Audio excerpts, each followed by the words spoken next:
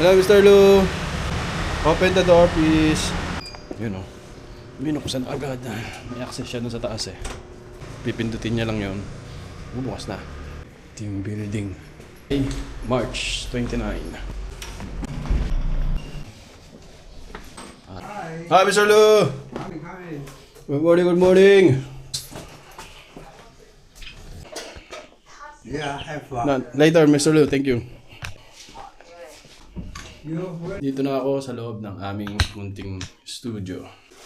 May record akong kanta ngayon. Isang collaboration. Isaksak mo na yan. Ayun. Okay, naayos ko na yung beat. Napagtugtong ko na. Ito ako mag-record. Nakaupo na lang. Hindi na pa tayo pag nagkamali. Bago na itong headset. Walas din. Spare mo natin.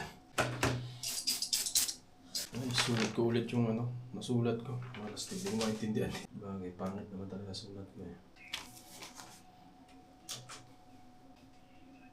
Sa paanan ng bulkan, nako hinubog ng panahon, tahimik man ang tindig, ngunit may dagundong kadabaon.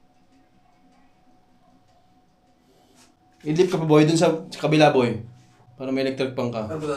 Oo. May charger doon? Oo, kunin mo yung unang boy. Di nila alam bato'y dahan-dahang pumuputok kapag napiga ang init, mismo sumusuko ang bundok.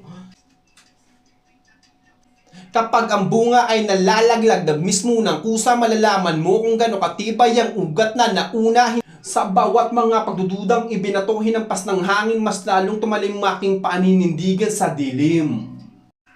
Pillars.